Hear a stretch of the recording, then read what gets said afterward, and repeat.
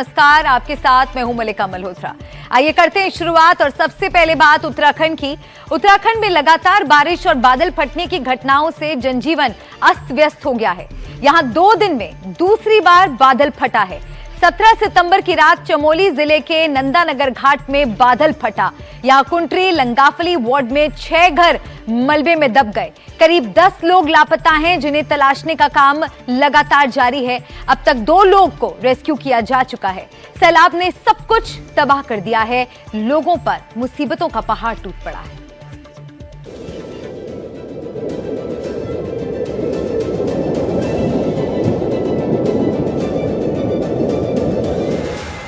मलबे का ढेर, दबे हुए घर, लापता लोग। उत्तराखंड के चमोली में 2 गांव में बादल फटा, पानी का सैलाब आया और सब कुछ बहा कर ले गया। इस मलबे के ढेर के नीचे कई घर दब चुके हैं। टूटे हुए पेड़, बड़े बड़े पत्थर, बादल फटने के बाद की तबाही का ये मंजर है। टूटे हुए घरों के बीच से जाते इस पानी के उफान को देखिए। पानी का बहाव अपनी दिशा बदलता है और सब कुछ एक झटके में तहस नहस हो जाता है। ये तस्वीरें चमोली के नंदानगर की हैं, जहां 2 गांव सैलाब की चपेट में आ गए। इस समय हम नंदानगर के उस क्षेत्र में है जहां देर रात लगभग 1:30 बजे बादल फटने की घटना हुई और उसके बाद आप लोग देख सकते हैं ये पूरा जो पहाड़ है यहाँ से वो बादल फटा है और इस बादल फटने के बाद जो मलबा था वो पूरे लोगों के घरों में आ गया। और आप देख सकते हैं जहाँ पे लोग खड़े हैं ये मलबे का ढेर नहीं हुआ करता था, यहाँ पे लोगों के घर हुआ करते थे और जब मलबा आया तो पूरे जो घर हैं वो मलबे में तब्दील हो गए। आप देख सकते हैं कि जब यहाँ पे अभी तक पूरे क्षेत्र में 8 लोग लापता बताए जा रहे हैं। आप इस तरफ देख सकते हैं कि NDRF, SDRF, लोकल जो लोग हैं वो लगातार यहाँ पे रेस्क्यू और बचाव कार्य में जुटे हुए हैं और लोगों को खोजने का काम कर रहे हैं। यहाँ अभी तक 1 शव यहाँ पे बरामद हो चुका है जो स्थानीय लोगों ने देखा और उस शव यहाँ पे रखा गया है। और क्योंकि नंदप्रयाग से नंदानगर तक का जो सड़क मार्ग है वो पूरी तरह से क्षतिग्रस्त हुआ है। पानी का ये रौद्र रूप, जब बादल फटा तो ये बहाव इससे भी ज्यादा था और फिर हाल ये हुआ कि कई घर इस बहाव की चपेट में आ गए। चमोली जिले के 2 गांव कुंतरी और थुरमा में बादल फटने के बाद भारी नुकसान हुआ है। 10 लोग लापता बताए जा रहे हैं। पुलिस और प्रशासन की टीम मौके पर पहुंच चुकी है। रास्ते में मलबा इतना ज्यादा था कि टीम को वहां तक पहुंचने में काफी चुनौतियों का सामना करना पड़ा। फिलहाल लापता लोगों की तलाश जारी है। दूसरी तरफ उत्तराखंड के कई हिस्सों में लगातार भूस्खलन हो रहे हैं। इसी बीच बद्रीनाथ नेशनल हाईवे पर एक लैंडस्लाइड हुआ जिसमें बीजेपी सांसद अनिल बलूनी बाल बाल बचे। दरअसल अनिल बलूनी लैंडस्लाइड पीड़ितों से मिलने पहुंचे थे। तभी उन्होंने रास्ते में भूस्खलन होता देखा तो रुक गए। अपनी गाड़ी से उतरकर वो बाकी लोगों को पीछे आने को कहने लगे। तभी इतनी तेजी से पहाड़ भरभरा कर गिरा कि अनिल बलूनी भी घबरा गए और तेजी से पीछे की ओर भागे। देहरादून के सहस्त्रधारा में हुई तबाही के बाद सीएम पुष्कर सिंह धामी हालात का जायजा लेने पहुंचे। यहां बादल फटने के बाद कुदरत का कहर देखने को मिला था। सड़कें, पुल, घर, दुकान सब तबाह हो गए थे। वहीं मौसम विभाग ने आने वाले दिनों में उत्तराखंड के कई इलाकों के लिए भारी बारिश की चेतावनी भी जारी की है, जिनमें देहरादून, चंपावत, उधम सिंह नगर, टिहरी गढ़वाल, पौड़ी गढ़वाल और चमोली शामिल है। इन जिलों के लिए रेड अलर्ट जारी किया गया है।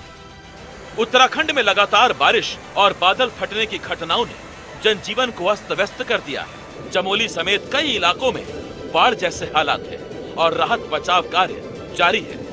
20 सितंबर तक तेज बारिश और भूस्खलन की आशंका जताई गई है। Bureau report, NDTV India.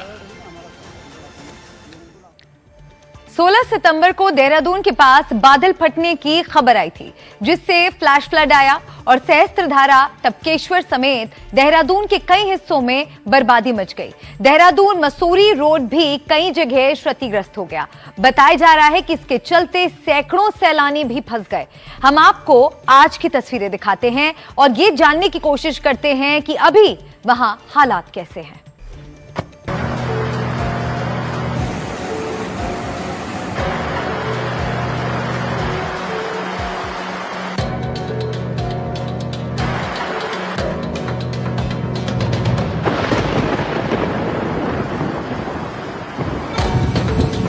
पंद्रह 16 की रात को देहरादून के पास खूब तबाही मची। फ्लैश फ्लड के चलते तमसा, चंद्रभागा समेत दूसरी नदियों ने रौद्र रूप धारण कर लिया। सहस्त्रधारा से लेकर टपकेश्वर मंदिर तक पानी ने खूब तबाही मचाई। सहस्त्रधारा की धारा थोड़ी शांत हो गई है, लेकिन इसके आसपास की तस्वीरें ये दिखाने के लिए काफी हैं कि उस दिन यहाँ बने घर, दुकानों को कितना नुकसान हुआ। लोगों का धंधा चौपट हो गया है। तमसा नदी में जो पानी आया था, उसके चलते प्रसिद्ध प्राचीन टपकेश्वर मंदिर डूब सा गया था। ये तस्वीरें 16 तारीख की हैं, जब हनुमान जी की मूर्ति का बड़ा हिस्सा पानी में डूबा था। टपकेश्वर महादेव मंदिर परिसर पूरी तरह डूब गया था। ये तस्वीरें गुरुवार 18 सितंबर की हैं। मंदिर में पानी कम हो गया है। तमसा नदी में पानी कम हो रहा है, लेकिन मंदिर में चारों ओर बाढ़ के निशान हैं। देहरादून के पास है मशहूर टूरिस्ट स्पॉट मसूरी। इसे क्वीन ऑफ हिल्स भी कहा जाता है, लेकिन यहाँ भी देहरादून के साथ खूब बर्बादी मची थी। देहरादून मसूरी रोड पर भारी नुकसान हुआ। ये कई जगह टूट गया। आप तस्वीरों में देख सकते हैं कि क्या हालात हैं। देहरादून से मसूरी करीब 35 किलोमीटर का रास्ता कई जगह क्षतिग्रस्त है। बताया जा रहा है कि इसके कारण मसूरी में सैकड़ों सैलानी फंस गए। हालांकि हालात सामान्य करने के लिए काम लगातार जारी है। एक बेली ब्रिज को चालू किया गया है, लेकिन सिर्फ छोटी गाड़ियां और दोपहिया वाहन अभी जा सकते हैं। देहरादून से किशोर रावत, एनडीटीवी इंडिया। सैलाब के बीच सांसों की धार को बचाने की जंग की तस्वीरें आपने कई देखी होंगी। आपको देहरादून के सहसपुर की एक तस्वीर दिखाते हैं, जहां बाढ़ के बीच फंसे इंसान की जान बचाने की कोशिश की गई। ये तस्वीरें दिल को दहला सकती हैं। पानी की सैलाबी धार लगातार आगे बढ़ रही है और उसके बीच एक शख्स जिंदगी की खैर मना रहा है। कुदरत का कहर जारी है, तो ये इंसान की लाचारी है कि वो मदद के लिए हाथ आगे बढ़ाने के अलावा और कुछ नहीं कर सकता। बहकर आए एक पेड़ की टहनी का सहारा है, जिसकी मदद से ये इंसान खुद ही जान बचाने के लिए सैलाब से जंग लड़ रहा है।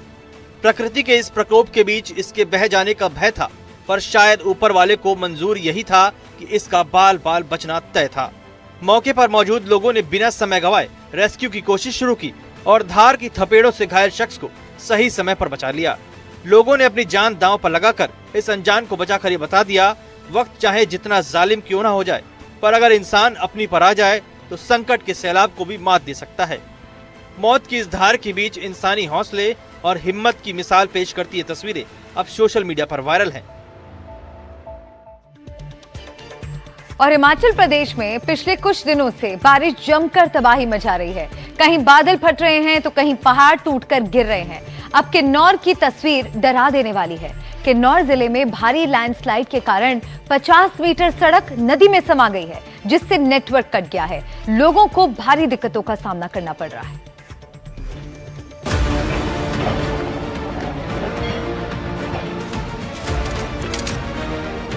ये तस्वीरें हैं हिमाचल प्रदेश के किन्नौर की। यहाँ भारी लैंडस्लाइड हुआ है, जिसके बाद यहाँ का पूरा रास्ता बंद हो गया है। रास्ता बंद होने की वजह से वाहनों की लंबी कतारें यहाँ देखने को मिल रही हैं। मलबा इतना ज्यादा है कि इसे हटाने में भी काफी वक्त लग रहा है। फिलहाल रास्ता साफ करने का काम लगातार जारी है। ये बड़े बड़े बोल्डर ऊंचाई से आकर गिरे। गनीमत रही कि उस वक्त इसकी चपेट में कोई नहीं आया, लेकिन अब रास्ता रुक जाने से वाहनों के चालक परेशान हैं। इसके साथ ही स्थानीय लोगों को भी दिक्कतों का सामना करना पड़ रहा है। तुम्हारे को बड़ी परेशानी आ रही है यहाँ पर। हम कल शाम की यहाँ आए हैं। तो मशीनरी ये शाम को रोड खोला कि नहीं खोला? खुला सर, शाम को खुला नहीं। तो अब आप यहाँ खाना खुना क्या कर रहे हैं? बस अभी हमने शाम को खाना खाया, अभी तो भूखे ही सर। तो दिक्कत बहुत आ रही है आपको? दिक्कत आ रही, बहुत दिक्कत आ रही है सर। ये जो सर और माल वाले भी यहाँ से क्रॉस हुए, हमारे को छोड़ नहीं रहे यहाँ से आगे, तो पूरा रास्ता अगर खुल जाता है माल जाने देते, ऐसे भी जाम लग जाएगा पीछे, और पीछे गाड़ी आएगी और जाम लग जाएगा जी। दूसरी तरफ धर्मपुर बस स्टैंड में मंगलवार को बाढ़ ने जो भारी तबाही मचाई थी, उसकी तस्वीरें अब सामने आ रही हैं। पानी के सैलाब ने इस इलाके में काफी नुकसान किया है। एनडीटीवी की टीम को धर्मपुर के रास्ते में कई जगह लैंडस्लाइड मिले, कई रास्तों पर सड़कें बुरी तरह से टूट गई हैं। बारिश और लैंडस्लाइड ने इन इलाकों में भारी तबाही मचाई है। इस वक्त हम धर्मपुर के रास्ते में हैं और ये तस्वीरें दिखा रहे हैं यहाँ से कि ये पूरी की पूरी रोड टूट चुकी है, क्योंकि लगातार दोबारा से हिमाचल प्रदेश की बात करें तो पिछले कुछ दिनों से लगातार बारिश करके हम देख रहे हैं कि मल्टीपल लैंडस्लाइड हुई और इस रोड पे ये 15 से 20 किलोमीटर तक का स्ट्रेच है जो यहाँ पे हम दिखा रहे हैं। और ये स्ट्रेच में सिर्फ लाइट व्हीकल मींस कार ही अलाउड है, यहाँ पे ना कोई बस है ना कोई ट्रक है। हम ये रोड दिखा रहे हैं, यहाँ रोड से पता चल रहा है कि रोड बिल्कुल टूट चुकी हुई है और यहाँ पे अगर ये वाटर पाइप्स और जो सप्लाई की पाइप्स हैं उनकी बात करें तो वो भी बिल्कुल टूट चुकी हैं। तो कुल मिला के जो मंडी डिस्ट्रिक्ट है दोबारा से बारिश आने करके यहाँ पे मल्टीपल लैंडस्लाइड हुई और जो मेन रोड्स हैं वो ब्लॉक हो चुके हैं और लोगों को पैदल एक जगह से दूसरे जगह पे जाने के लिए और कोई सहारा नहीं मिल रहा। हिमाचल प्रदेश के कई जिलों में फिलहाल मौसम विभाग ने भारी बारिश की आशंका जताई है। इन जिलों में शिमला, कुल्लू, मंडी, बिलासपुर, सोलन और सिरमौर शामिल है। मानसून ने अब तक हिमाचल प्रदेश में भयानक कहर ढाया है। अगर इस मानसून सीजन की बात करें तो अब तक 419 लोगों की मौत हो चुकी है, 45 लोग लापता हैं, 1500 से ज्यादा मकान ढह गए हैं, 4593 करोड़ रुपए से ज्यादा का नुकसान हुआ है।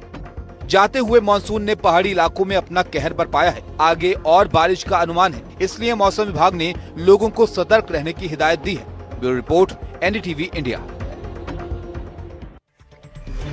हिमाचल प्रदेश में इस बार बाढ़ और भूस्खलन से भारी तबाही हुई। कुल्लू से भी एक चौंकाने वाला वीडियो सामने आया है, जहां हालात का जायजा लेते वक्त अचानक बड़े बड़े पत्थर गिरने लगे। ये रोंगटे खड़े कर देने वाला मंजर कैमरे में कैद हो गया। कुल्लू की डीएम तोरुल एस रवीश बाढ़ और भूस्खलन से प्रभावित इलाकों का दौरा कर रही थी। इलाके में हुए नुकसान का जायजा ले रही थी। तभी अचानक पहाड़ दरकने लगा। देखिए कैसे मौत सीधे ऊपर से बरस रही है।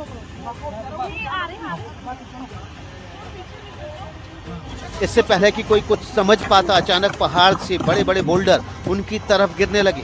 उनके साथ मौजूद स्टाफ ने तुरंत उन्हें पीछे खींचा और उनकी जान बचाई।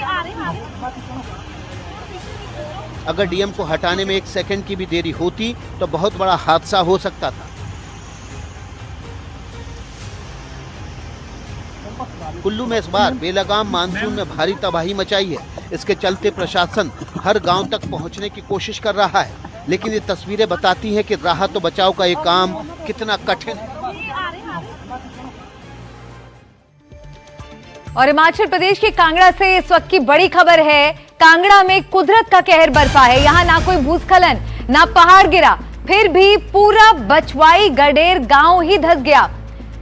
यहाँ के 13 घर पूरी तरह क्षतिग्रस्त हो गए हैं, जिसके बाद पूरे इलाके को सील कर दिया गया है। अभी राहत बचाव के काम में सेना ने मोर्चा संभाला है और लोगों के घरों से सामान निकालकर सुरक्षित स्थानों पर उन्हें पहुंचाया जा रहा है। हिमाचल प्रदेश में आपदा किस कदर आई है मैं आपको दिखाऊंगा। मैं इस वक्त हूं जिला कांगड़ा के थुल के साथ बछवाई के साथ एक गांव है गगरेड़, और वहां पर हूं और आपको मैं एक बार कैमरा पर्सन को जरा विजुअल दिखाएंगे। एक बार सड़क देखेंगे तो सड़क यहाँ पर बिल्कुल प्लेन ये सीधी सड़क थी और सड़क जो है वो पूरी तरह से यहाँ से लगभग 5 से 7 फुट जो है वो सड़क नीचे बैठ गई है। दूसरी तरफ जो आप पाइप्स देखेंगे ये पानी की पाइप्स है, कभी ग्राउंड के नीचे होती थी, ये सारी ऊपर आ गई हैं क्योंकि रोड नीचे बैठ गया है। अभी जो है क्योंकि यहाँ पर जो है वो एक इवैक्यूएशन का कार्यक्रम चल रहा है, क्योंकि पीछे नीचे पूरा गांव है, लगभग 13 से 15 घर यहाँ पर बताए जा रहे हैं और वहाँ पर जो है वो सामान लोगों का है और सामान को निकालने का सारा जो रेस्क्यू ऑपरेशन जो है वो चला रहा है। इस रेस्क्यू के लिए, इसको इवैक्यूएशन के लिए जो है वो धर्मशाला से आर्मी जो है वो यहाँ पर आई है। वो लोग जो हैं वो इवैक्यूएट कर, मेरे साथ कर्नल अर्पित हैं, उनसे जानेंगे। कर्नल साहब, आप यहाँ आए हैं, आप क्यों यहाँ पहुँचे और क्या आपने सिचुएशन नीचे देखी है? यहाँ पर हमको बताया गया था, कल हमारे पास इन्फॉर्मेशन आई थी कि यहाँ 13 घर हैं, टोटल 13 परिवार हैं और 13 परिवार को ज़मीन धंस गई है। बारिश ज़्यादा हुई है, पानी ज़मीन ने लिया तो ज़मीन धंस गई है और वो मकान गिरने वाले हैं। तो जो लोकल से उनको सबको इवैक्यूएट कर लिया गया था। हाउएवर उनका जो वैल्यूएबल्स था, जो घर का सामान था, जो सालों की मेहनत वाला सामान था, वो वहीं रह गया है। तो फिर आर्मी की रिक्वेस्ट करी गई थी, बिकॉज उन घर में जाना भी थोड़ा मुश्किल था। वो घर का ये है, क्योंकि मैं खुद उन घरों के अंदर गया था तो था कि अब कभी भी गिरने की हालत में थे वो, तो उसमें अंदर जाके गेट तोड़ने पड़े हमको। गेट तोड़ के हम अंदर गए, अंदर जाके फिर उसका सामान निकाला जा रहा है।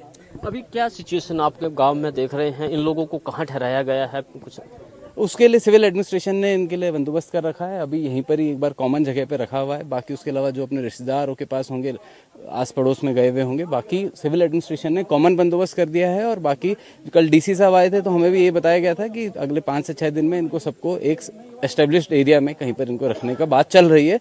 और प्रॉपर क्या चल रहा है वो सिविल एडमिनिस्ट्रेशन ज्यादा बता पाएगा। बिल्कुल, धन्यवाद बात करने के लिए। ये थे कर्नल मेरे साथ। मैं एक बार कैमरा पर्सन को कहूँ कि आर्मी की गाड़ी ये आई है और ये सारा सामान जो है, ये सारे आर्मी पर्सन्स हैं, ये सारे लोग जो हैं वो यहाँ पर इस गांव में जो ये त्रासदी यहाँ पर आई है और इस त्रासदी से जो इन लोगों को निकालने के लिए जो है वो भारतीय सेना जो है वो यहाँ पर पहुँची है। इससे पहले की मैं बात करूँ तो 2023 में भी इसी गाँव में इसी तरह की त्रासदी आई थी, जब घर जो है वो जब बारिश हुई और बारिश के चलते जो है वो एरिया जो है वो पूरा धंस गया और कुछ घर जो है वो यहाँ पर गिर गए थे। लेकिन एक बार फिर ये त्रासदी जो है वो एक बार फिर यहाँ पर इस गांव में जो है वो आई है। एनडीटीवी के लिए जिला कांगड़ा के गगरेट से अनूप धीमान। आधा सितंबर खत्म हो चुका है। माना जा रहा है कि अब मानसून की वापसी हो रही है, लेकिन देश के अलग अलग हिस्सों में ये जाता हुआ मानसून पूरी ताकत से बरस रहा है। हम आपको 10 तस्वीरें दिखाने जा रहे हैं। बारिश का कहर पहाड़ी राज्यों से लेकर मैदानी इलाकों तक में नजर आ रहा है।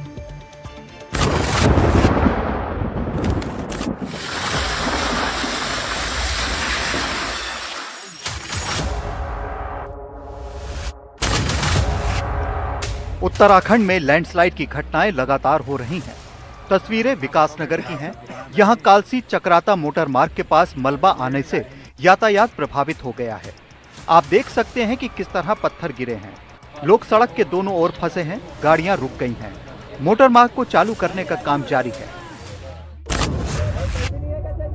ये तस्वीरें हैदराबाद की हैं। निजामों का शहर पानी पानी हो गया। यहाँ पिछले कुछ दिनों से रुक रुक कर तेज बारिश हो रही है। बुधवार को भारी बारिश के बाद यहाँ कई इलाकों में कमर तक पानी भर गया। इस दौरान पानी में डूबने से एक शख्स की मौत की भी खबर है। अंदर जाओ भाई, अंदर देखो, लोग जो है वहाँ से हाथा बता रहे। तस्वीरें मध्य प्रदेश के हरदा की हैं। जिले में लगातार हो रही तेज बारिश के बाद नदी नाले उफान पर हैं। कुकरावत गांव के पास मटकुल नदी के पुल पर भी पानी आ गया। इसके बाद भी लोग लापरवाही बरतते हुए नदी पार करते दिखे।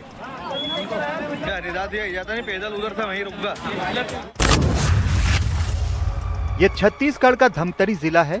यहाँ के सिल्ली बांध के 34 गेट खुल गए हैं। बारिश से बांध का जल स्तर बढ़ गया है। इस बांध में जब पानी ज्यादा होता है तो ऑटोमेटिक गेट खुल जाते हैं। बांध लबालब हो गया है। इसे देखने के लिए सैलानी आ रहे हैं, लेकिन उनसे सतर्कता बरतने की अपील की गई है। एमपी के श्योपुर में 100 साल से भी ज्यादा पुराने आवदा डैम में दरारें पड़ गई हैं। इसके चलते आसपास के कई गांवों में दहशत का माहौल है। लगातार बारिश के बाद बांध पानी से भरा हुआ है। गांव वालों का आरोप है कि बांध की मरम्मत न होने से अब उनके ऊपर बड़ा खतरा मंडरा रहा है। इंदौर शहर में बुधवार रात तेज बारिश के बाद कई जगह जलभराव हुआ। इस बीच एक दुखद घटना हुई। लसुड़िया क्षेत्र में नाले के तेज बहाव में 6 साल के एक बच्चे की डूबने से मौत हो गई। अयोध्या में सरयू नदी रौद्र रूप में बह रही है। सरयू खतरे के निशान से करीब 8 सेंटीमीटर ऊपर है। नदी के लेवल पर लगातार नजर रखी जा रही है। प्रशासन पूरी तरह अलर्ट पर है।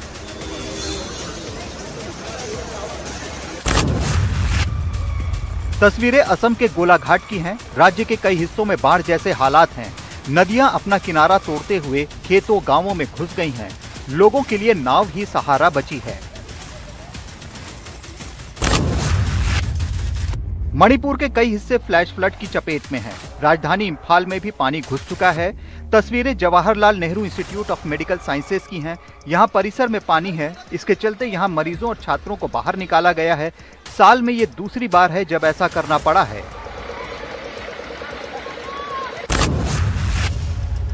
मणिपुर के इम्फाल में बाढ़ की वजह से हालात बेहद खराब हैं। लोगों के घर पानी में डूबे हुए हैं, खेतों में फसलें बर्बाद हो गई हैं, लोगों को राहत शिविरों में रहना पड़ रहा है, सड़कों पर हर जगह पानी ही पानी नजर आ रहा है। Bureau report, NDTV India. तो आपने देखा कैसे देश के अलग अलग हिस्सों में बाढ़ बारिश से तबाही मची हुई है। अब आगे बढ़ते हैं, कुछ और खबरों का रुख करते हैं। खबर केरल से। केरल के सबरीमला मंदिर में मूर्तियों से 4 किलो सोना चोरी हो गया है। आरोप है कि मूर्तियों से सोने की परत बिना किसी पूर्व सूचना के हटा दी गई। केरल उच्च न्यायालय ने इस मामले में जांच के आदेश दे दिए हैं।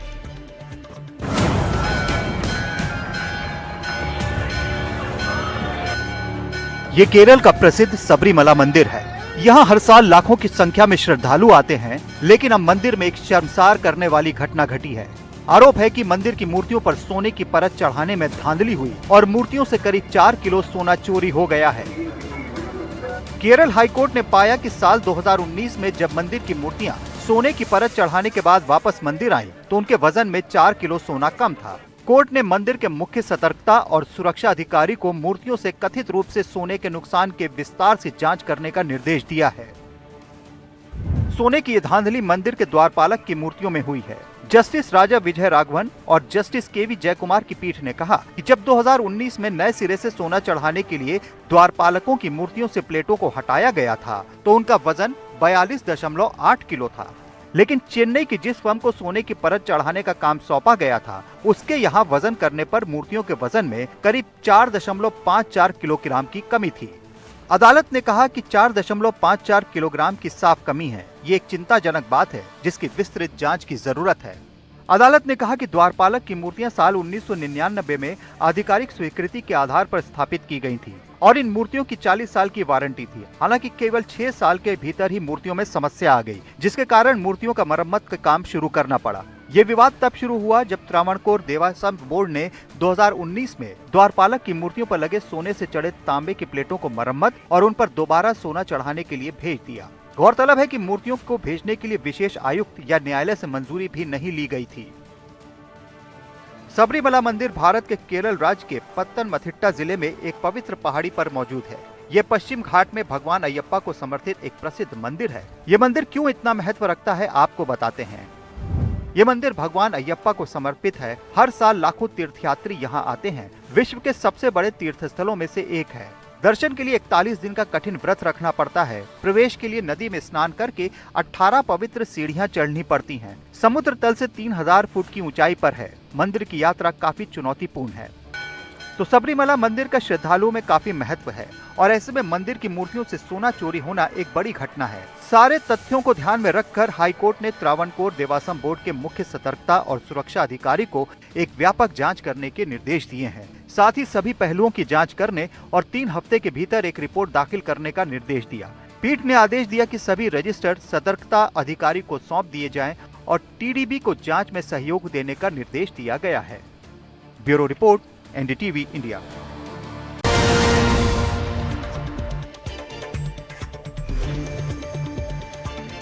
देख रहे हैं इंडिया में, एक बार फिर से आपका स्वागत है। आइए खबरों में आगे बढ़ते हैं।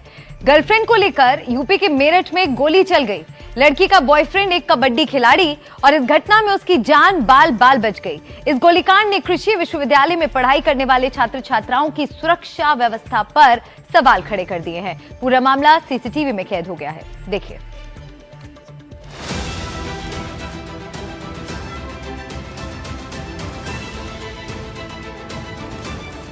मेरठ में सोशल मीडिया पर वायरल हो रही गुंडई की इन तस्वीरों को देख लीजिए।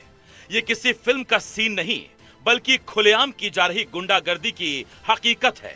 एक लड़का सड़क पर खड़े होकर अपनी गर्लफ्रेंड से बात कर रहा है, तभी अचानक कुछ लोग आते हैं और उसे घेर लेते हैं। लड़का कुछ समझ पाता उससे पहले ही उसकी पिटाई शुरू हो जाती है। तभी एक युवक अपने मोजे से तमंचा निकालकर फायरिंग करता है, लेकिन गोली कबड्डी छात्र के करीब से निकल गई।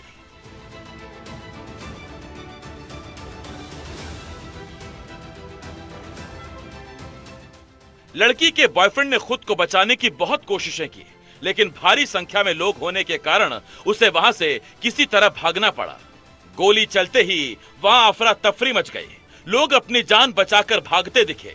आसपास दूसरे छात्र भी थे, लेकिन गनीमत रही कि गोली किसी को नहीं लगी। ये सब कुछ मेरठ की किसी सड़क पर नहीं, बल्कि सरदार वल्लभ भाई पटेल कृषि विश्वविद्यालय में हुआ। कृषि विश्वविद्यालय प्रशासन ने बड़ी संख्या में प्राइवेट गार्ड भी तैनात कर रखे हैं, लेकिन मारपीट और तमंचे से फायरिंग की इस वीडियो ने कृषि विश्वविद्यालय की सुरक्षा व्यवस्था पर सवाल खड़े कर दिए हैं। उससे भी बड़ी बात यह है कि इंस्पेक्टर दौराला सुमन सिंह इस घटना के काफी देर बाद पहुंचे। क्या हुआ था कैंटीन के बाहर, आपको कैंटीन मालिक से सुनवाते हैं। एक गोली के मतलब जैसे गोली की आवाज होती है, दौड़ाम जैसी वो है, एकदम से बाहर निकल कर हम आए, देखा तो 3-4 बच्चे इधर से भाग रहे हैं और 4-5 बच्चे इधर से भाग रहे हैं। दरअसल इस मारपीट और फायरिंग के पीछे लव ट्रायंगल का मामला सामने आ रहा है। जिस युवक को पीटा जा रहा है उसका नाम राजा है और वो कबड्डी का खिलाड़ी है। सरदार वल्लभ भाई पटेल कृषि विश्वविद्यालय में कैंटीन के पास खड़ा होकर वो अपनी गर्लफ्रेंड से बात कर रहा था। ये बात छात्रा के एक्स बॉयफ्रेंड देव को हजम नहीं हुई। अपने 7 साथियों को साथ लेकर वो सरदार वल्लभ भाई पटेल विश्वविद्यालय पहुंचा और अपनी एक्स गर्लफ्रेंड को उसके बॉयफ्रेंड से बात करता देख आग बबूला हो गया। एक के बाद एक कई युवकों ने राजा को घेर लिया और दौड़ा दौड़ा कर पीटना शुरू कर दिया। जब ये सब कुछ हो रहा था तभी एक युवक ने तमंचे से फायरिंग कर डाली। राजा की किस्मत अच्छी थी कि गोली उसके पास से निकल गई और उसकी जान बच गई। हमलावर विश्वविद्यालय के हैं या फिर बाहर के, इसकी जांच की जा रही है। पीड़ित कबड्डी खिलाड़ी की शिकायत पर पुलिस ने आरोपी देव सहित 6 हमलावरों के खिलाफ मुकदमा दर्ज कर लिया है। मेरठ के एसपी सिटी आयुष विक्रम सिंह का कहना है कि पुलिस ने 2 टीमें हमलावरों की गिरफ्तारी के लिए गठित कर दी हैं और दबिश दी जा रही है। ये अपनी एक फ्रेंड के साथ बात कर रहा था, तभी कुछ लड़के वहाँ पे आते हैं और उनके साथ उसकी कहासुनी होती है और मारपीट होती है तथा एक व्यक्ति इनके पीछे तमंचा लेकर भागता है। पूरा ही मामला सीसीटीवी कैमरे में कैद हुआ है। इसमें पुलिस मामले का संज्ञान लिया गया है। जानकारी करने पर एक व्यक्ति का नाम देव प्रकाश में आया है और इसमें बाकी लोगों की पहचान की जा रही है। इसमें सुसंगत धाराओं में मुकदमा पंजीकृत किया गया है। पुलिस की 2 टीमें इसमें गिरफ्तारी के लिए लगाई गई। जल्दी इन्हें गिरफ्तार कर आवश्यक कार्रवाई की जाएगी। मेरठ के सरदार वल्लभ भाई पटेल कृषि विश्वविद्यालय में खुलेआम मारपीट और गोली चलाने की घटना से वहां आने जाने वाले छात्र छात्राएं दहशत में हैं। जिस वक्त पिटाई के बाद दबंगों ने गोली चलाई वो वहां से गुजर रहे किसी छात्र या फिर छात्रा को भी लग सकती थी, लेकिन गनीमत रही कि कोई बड़ी घटना होने से बच गई। सवाल ये भी उठ रहा है कि आखिर हमलावर तमंचा लेकर विश्वविद्यालय पहुंच कैसे गए और किसी को खबर तक नहीं लगी। अब इस मामले में पुलिस क्या कार्रवाई करेगी उस पर सभी की नजरें टिकी हैं, लेकिन इस गोलीकांड ने विश्वविद्यालय की सुरक्षा व्यवस्था और विश्वविद्यालय प्रशासन के दावों पर भी प्रश्न चिन्ह जरूर लगा दिए हैं। Bureau report, NDTV India.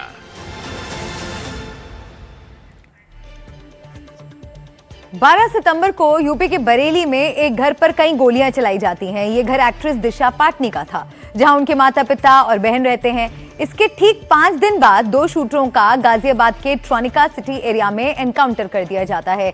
दोनों शूटर रोहित गोदारा गोल्डी बरार गैंग के मेंबर थे। अब रोहित गोदारा ने फिर धमकी दी है कि हमारे जो 2 शूटर्स मारे गए हैं हम इसका बदला लेंगे।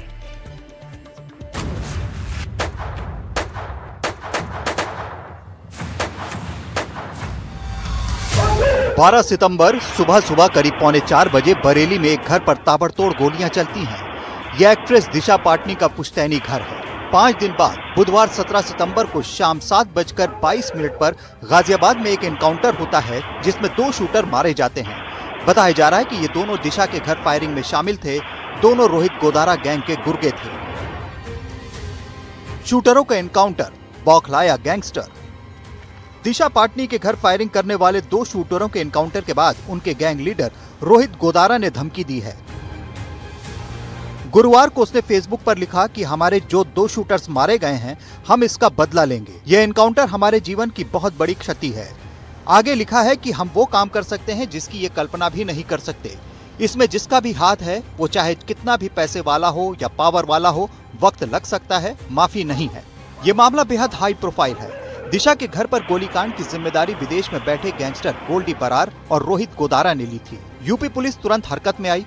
मौके से एफएसएल की टीम ने सबूत जुटाए, दीवारों से गोलियों के निशान के सैंपल लिए गए। खुद सीएम योगी इस मामले की पल पल की अपडेट ले रहे थे। जांच के लिए स्पेशल टीम बनाई। तत्काल यूपी पुलिस ने एसटीएफ जनपदीय पुलिस को सक्रिय किया और कई स्तर पर अभिसूचना का संकलन किया गया। आसपास के आने जाने वाले रूट्स पर सीसीटीवी फुटेजेस निकाले गए। एक चैलेंज के रूप में एक्सेप्ट कर इस गैंग को वर्कआउट किया गया और आज सायंकाल में एक मुठभेड़ में ये 2 शूटर्स मार गिराए गए। सीसीटीवी के जरिए आरोपियों की तलाश की गई। इनका कनेक्शन हरियाणा से मिला। यूपी एसटीएफ ने तत्काल हरियाणा पुलिस से संपर्क किया। 17 सितंबर को खुफिया इनपुट के बाद यूपी एसटीएफ की नोएडा यूनिट, दिल्ली पुलिस की स्पेशल सेल और हरियाणा एसटीएफ की संयुक्त टीम ने इंटेलिजेंस और सीसीटीवी फुटेज की मदद से आरोपियों को खोज निकाला। आसपास के राज्यों के क्राइम रिकॉर्ड्स और टेक्निकल सर्विलांस से दोनों बदमाशों की पहचान की गई। पहचान होने के बाद गाजियाबाद के ट्रॉनिका सिटी एरिया में दोनों बदमाशों की घेराबंदी की गई। पुलिस के मुताबिक मुठभेड़ के दौरान बदमाशों ने गोलियां चलाई। जवाबी कार्रवाई में दोनों घायल हो गए। अस्पताल ले जाते समय रास्ते में उनकी मौत हो गई। 2 शूटर एक अपाचे बाइक पर वहां से आते हुए दिखाई देते हैं। पुलिस उनको यहां पर रोकती है, लेकिन पुलिस का यह आरोप है कि रोकते ही दोनों शूटर पुलिस पर ताबड़तोड़ फायरिंग करते हैं।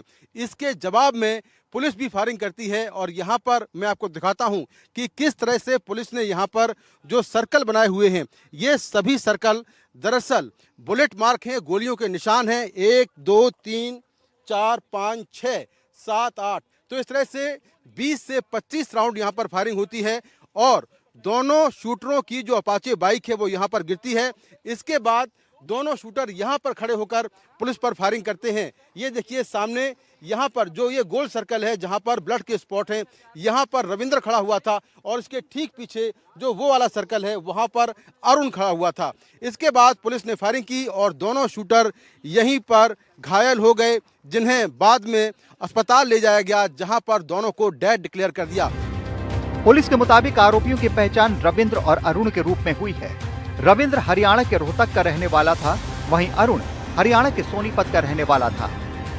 इन लोगों के सोनीपत से संबंध होने की सूचना आई थी और इसके आधार पर लोकल इलाके में सर्च चल रही थी और इन संदिग्ध व्यक्तियों को दोनों को लोकेट किया गया गाजियाबाद में। और गाजियाबाद में लोकेट करने के बाद में जब इनको रोकने का प्रयास किया गया तो उन्होंने पुलिस टीम्स को चैलेंज करके उनके ऊपर फायरिंग करनी स्टार्ट करी और इस फायरिंग के दौरान पुलिस की जवाबी कार्रवाई में दोनों जो संदिग्ध व्यक्ति हैं आरोपी, इनको गोलियां लगी हैं और इनको तुरंत अस्पताल ले जाया गया, जहां पे अभी इनको अस्पताल में ले जाकर मृत घोषित किया गया है। आज सायंकाल में एक मुठभेड़ में ये 2 शूटर्स मार गिराए गए। इसमें रविंद्र का आपराधिक इतिहास अच्छा खासा है। इसके द्वारा पुलिस पर भी पूर्व में फायरिंग की गई है, जिसमें हरियाणा पुलिस का एक कांस्टेबल के छाती में गोली लगी थी। मुठभेड़ में इनके पास से 2 बहुत ही सोफिस्टिकेटेड पिस्टल्स बरामद हुए हैं, जिसमें एक जिगाना की पिस्टल है और एक ग्लॉक की पिस्टल है। साथ ही बड़ी संख्या में 9mm के कारतूस भी बरामद हुए। अब मुठभेड़ के बाद इन्हें हॉस्पिटल ले जाया गया, जहां डॉक्टर्स ने इन्हें डेड डिक्लेयर कर दिया है। इन्हीं का एक गैंग मेंबर लुपिन नेहरा, उसके ही पोर्टुगल में होने की जानकारी है, द्वारा ये ग्रुप संचालित किया जा रहा था और ये निर्देश दिए गए थे। इनका मकसद था कि ये जनता में खौफ पैदा करें, लेकिन मेरी उम्मीद है कि आज की इस कार्रवाई के बाद ये गैंग्स उत्तर प्रदेश सरकार के जीरो टॉलरेंस पॉलिसी को दोबारा टेस्ट करने नहीं करेंगे। इन शूटरों के पास से विदेशों में बनी पिस्टल भी मिली है। एनकाउंटर की जगह से पुलिस को ग्लॉक और जिगाना पिस्टल के साथ कई कारतूस भी मिले हैं। ये दोनों विदेशी सेमी ऑटोमेटिक पिस्टल हैं। ऑस्ट्रियाई पिस्टल ग्लॉक का इस्तेमाल दुनिया में कई देशों की सेनाएं और पुलिस बल करते हैं। वहीं जिगाना तुर्की की पिस्टल है, जो सटीक निशाने के लिए प्रसिद्ध है। पुलिस ने मौके से एक जिगाना पिस्टल, एक ग्लॉक पिस्टल और वो अपाचे बाइक जो कि वारदात में इस्तेमाल हुई थी वो बरामद कर ली है। पुलिस को यहां से बड़ी संख्या में कारतूस भी मिले हैं और 25 से 30 राउंड यहां पर फायरिंग हुई है। तो जैसा मैंने पहले कहा कि गोलियों के निशान बहुत ज़्यादा हैं, आप देख सकते हैं ये भी सारे गोलियों के निशान हैं। थोड़ा और आगे आते हैं, 4 निशान यहाँ पर हैं। तो करीब 50 से 60 मीटर के दायरे में ताबड़तोड़ करीब 10 से 15 मिनट तक फायरिंग हुई और इसके बाद दोनों ही शूटरों को ढेर कर दिया गया है।